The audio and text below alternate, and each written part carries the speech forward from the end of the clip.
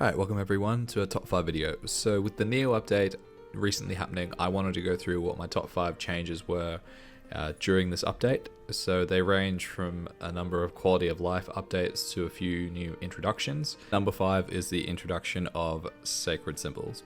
While it feels slow at the moment, keep at it. This is just how it felt when you first started out in Vanishing Journey. Your damage is reduced and the mobs hit harder, but as you continue to grow your symbols, it will become faster and faster to complete.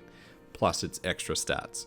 So while it is another daily that they've introduced, you do get to choose which mobs you want to go after, and it's only 2 quests which give you 5 symbols each. And yeah, look, it's something that I've added in, but I'm happy to do it just because it's really worth the extra stats, and to continue going through the content, you're going to need to level up these symbols as well. It is a bit of a drag that it's a time sink and it's a time gate, because in order to progress in the game you really need to level up these symbols. The arcane symbols aren't worth anything in this new world. Number 4 is a latch level in Monster Park. I feel like this is something that's been needed for a long time. I would have thought that it would have made sense to introduce it when they introduced each area into Arcane River, but for whatever reason they've delayed it. It would make Monster Park much more worthwhile for higher level characters if they added Arcana, Morass and Esfera at a faster rate. Keeping in mind that they've just announced in KMS that Arcana is being introduced into Monster Park in one of their upcoming versions. But this one's well worth doing. It's a bit better than Choo Choo. I believe they've updated the Choo Choo map as well. I found the levels between 3 and 4, I believe, to be a bit frustrating, the ones with the fish and turtle mobs. But just because the water in between was just a bit of a delay in terms of being able to attack everything. But yeah, it's a cool one and I quite enjoy going through it. Number 3 is the addition of the collector to the quick move icon. This is a small change that saves time. You no longer need to go into the FM to sell boss crystals, just do it from any town. The FM is becoming less and less relevant in MapleStory nowadays. Gone are the days where guilds would AFK in there and Channel 1 was a laggy mess. This change allows you to access the collector very conveniently from the quick move tab. Number 2 is the reduction in EXP between level 210 and 249. While the addition of level 300 and the amount of EXP required to get there is insane, the reduction in EXP between 210 and 249 is awesome for casual players who have never reached later game content, or if you're someone looking to get 9 or 10k Legion. If the introduction of level 300 and Cernium has taught us anything, it's that you don't need to rush to max level for anything other than bragging rights, because the endgame content isn't time gated at level 300.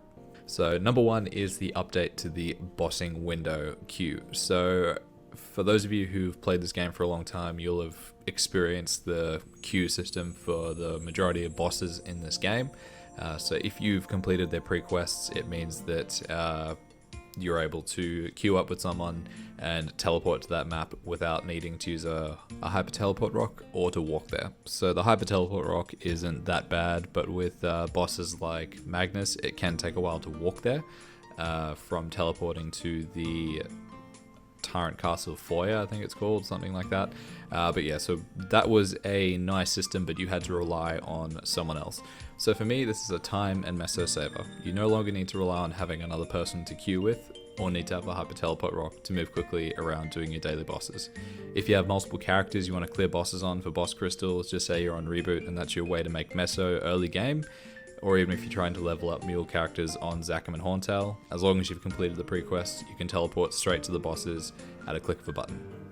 So those are my thoughts about the new Neo update. It's great content. It's very fresh to have these changes just because there's so many different things that it benefits. You know, it benefits your main with the introduction of Cernium and the Sacred Symbol, and it can really influence your mules with the whole bossing system, because personally when I was on reboot, I hated having to buy a hyper teleport rock for 25 mil each week because I felt like that was wasted meso, even though you'd make that money back quite easily. It's nice to know that you don't need to have that all the time. So if I felt like going on my Night Lord on reboot and just doing some bosses to put some meso on there, I could easily just do it, jump on, jump off, not worry about having to commit a few days to doing it to make it worthwhile for buying the Hypertelpa Rock. But thank you very much for watching. Leave your thoughts in the comments below about what you think about the Neo update. Has it improved how you play the game? And yeah, thanks for watching, and I'll catch you in the next one. See you later.